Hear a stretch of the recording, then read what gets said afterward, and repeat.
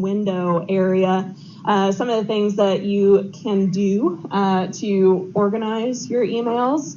I'm a folder person. So over here on the left, does anybody know how to make folders? Want to know how to do that if you don't know how to do that? Okay, so the easiest way is, say I want to make a folder in this list. So on my name here, my main email, right click, and then new folder. So when I do that, it gives me a box to start typing in. So I'm going to put test folder in here just for now and click enter. So now I have this test folder, right? So if you want to then make subfolders within test folder, then I click on that, right click, new folder again, and now you have a subfolder. All right. So for faculty, what I recommend is go by the promotion portfolio sections, right? So I've got down here my PPE by year.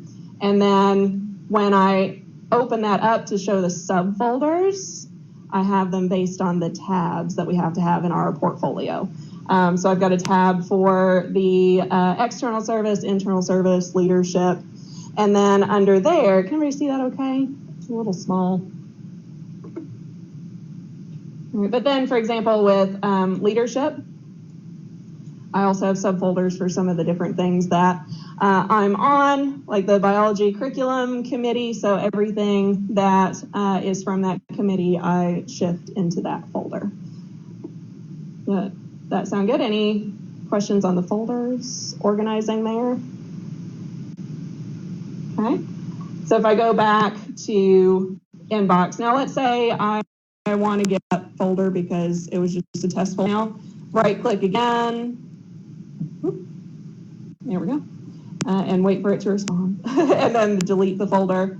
And the good thing about most of these things and features is it will ask you, are you sure you want to do this? It'll always double check that, you selected to delete it. Are you sure? So if you take nothing else away from it is, don't be afraid to click on things, see what it does. Just make sure you're reading carefully. What's it going to do next? And it'll tell you. All right, so you can create folders, as many folders as you need. Then up across the ribbon here, sometimes what I do is set up a rule to automatically send emails to one of those folders if it contains a certain word or certain subject. So when you look at rules, right, you can create a rule. It'll give you a suggestion up here at the top. So for example, this one is automatically telling me always move messages from KCTCS Ashland to a certain place. But when you click on create rule is when it opens up the dialog box here where you can click on lots of different options and multiple options if you want to. So for example, this from KCTCS Ashland bookstore, if it's coming from that email, I can send it somewhere. And let me see if I can make this. It's not going to go any bigger.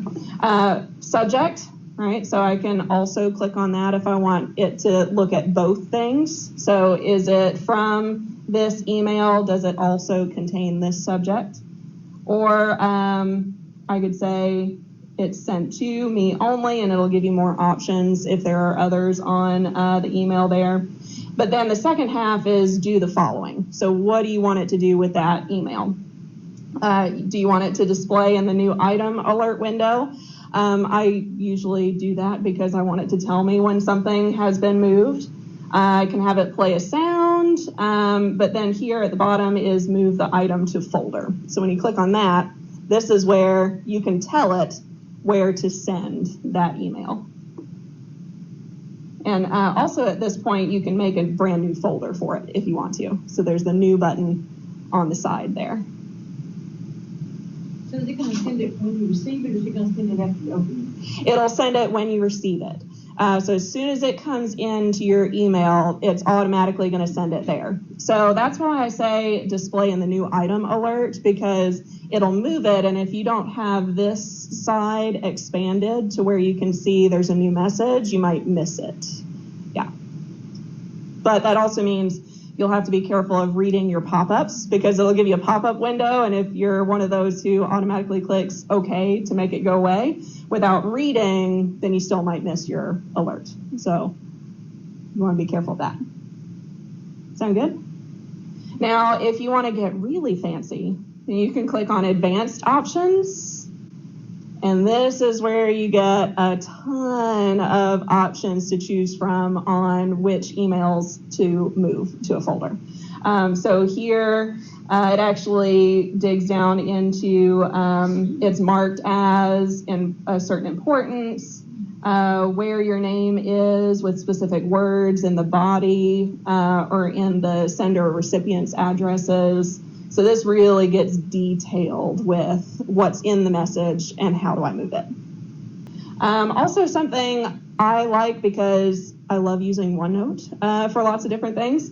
This button here is a send to OneNote. So if it's an email with something in it that I want to save, especially for example, I know I always am giving examples for promotion portfolios for faculty. Say it's an email that has a document that is your proof for an activity.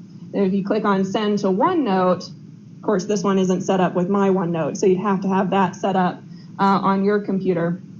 But once you do that, it'll ask you where in your OneNote notebook do you want to send it. And usually I'll have it send to one of my separate notebooks that I have as just a collection space for the documents. And then we'll save the document separately to put into the portfolio notebook. But this is handy if you do use OneNote for notes and other meeting materials, if you want to save that email somewhere else. Categories are neat if you want to tag an email or an item with something. So again, this is another area I have marked external service, internal service for portfolio categories.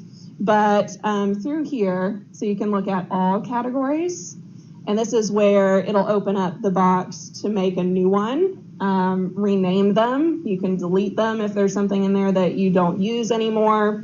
You can change the color of the tag. So this is really handy for me in my calendar. So let me show you that real quick. So to get to the calendar in here, it's the second icon at the bottom left. All right, so here I've marked, for example, I went to a session earlier, and this session is in pink because I've marked it as the category for professional development, which is my pink color. But then I'm presenting for this section, so I've marked it as the category for internal service. And the neat thing about this too is, so then at the end of the year, you're going into your PPE, right, to write down everything that you've done. So I can search the calendar based on the category. So if I put internal service and search, takes a couple minutes, and now it's going to find everything that was marked as internal service. And this one is only showing one right now. It says some things are being indexed, and that's because I just put the Outlook tool on this desktop right before you all came in, so it's not showing everything in there. But you can search by categories, and that helps me, you know, if I'm writing down everything on the PPE and like, wait, I know I did something else. Let me go back into the calendar and figure out what that was and how long it was, right? So if I go into new email, I promise you won't mess it up. It's okay. That's another spot where, though, just make sure you're reading everything. What is it doing? Cancel if that's not what you wanted it to do. But within the email, signature, it's right here. You click on that tile and then click on signatures, and it'll open up the box to create your signature. So you can start a new one, which I'd have to do on here since it's the first time I've used it. Name it, say okay. And then down in the edit signature is where you would put your signature information. Then on the right-hand side, you can click on, do you want it to put the signature on new messages? If so, you want to do the drop-down signatures. If you want it also on your replies or forwards, drop down and choose the signature option. And then always click on save to save that signature. If I click OK, then in here, if I click on signature again, now you can see my new signature. It's up at the top.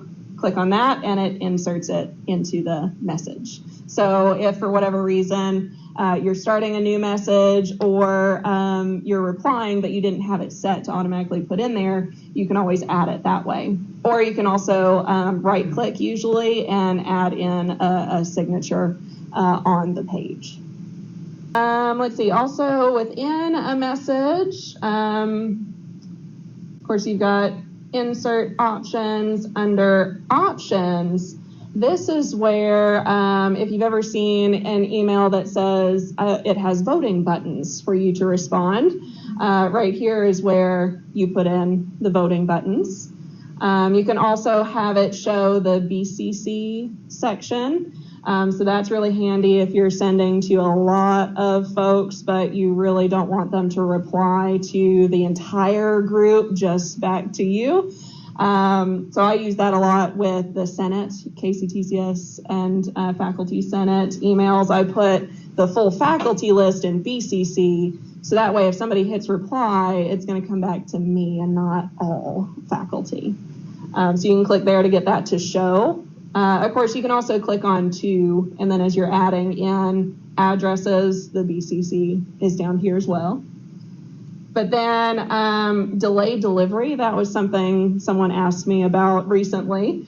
If you want to go ahead and set up an email, but you don't want it to send until later, you can click on delay delivery and then delivery options.